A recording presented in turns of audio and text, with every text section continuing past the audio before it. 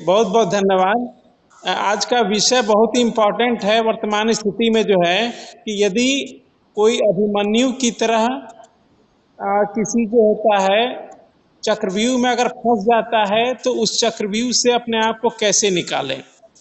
अब हम देखते हैं कि जो अभिमन्यु की स्थिति थी कहीं ना कहीं भीड़ उसके ऊपर अटैक किया था लास्ट में, और आज भी वही होता है जहां तक सुनने में आता है। जैसे कि भीड़ के अगर आप चक्र में फंस गए तो वहां पे एक चीज हमेशा ध्यान रखिए कि यदि आप अकेले हैं तो हमेशा जो अपना आत्मविश्वास प्रबल रखना चाहिए, निडर और सतर्क रहना बहुत जरूरी है।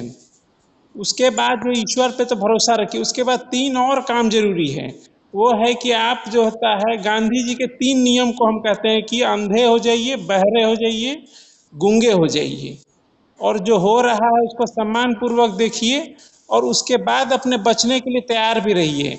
यानी कि आपको पूरी तरह से सक्रिय रहना पड़ेगा, क्योंकि जो हमलावर होगा वो कहीं ना कहीं बहुत अधिक अधिक सक्रिय रहेगा। तो इस तरह से हम अपना बचाव कर सकते हैं।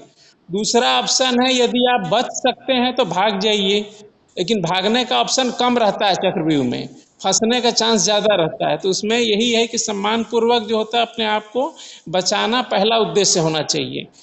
पत्थर पे सर पटकने से जो होता है कुछ होने वाला नहीं है, उसमें आपको अपने आप को जो होता है मेंटेन करके चलना पड़ेगा। इस तरह से ही हम जो होता है वर्तमान में जो होता है अगर हम इस तरह के किसी चक्रव्यूह में फंसते हैं तो हमें इस चीज़ को जो होता है ध्यान में रखना चाहिए कि हमें अपना बचाव कैसे करना है, और वही हमारा टारगेट होना चाहिए। अभिमन्यु ने जो गलती किया था, ठीक है, अनुभवहीनता होती है।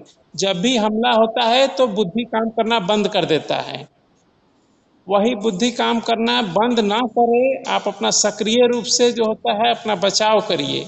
इसी तरह से हम जो होता है किसी भी चक्रव्यूह से जो होता है हम लोग निकल सकते हैं। धन्यवाद, नमस्कार।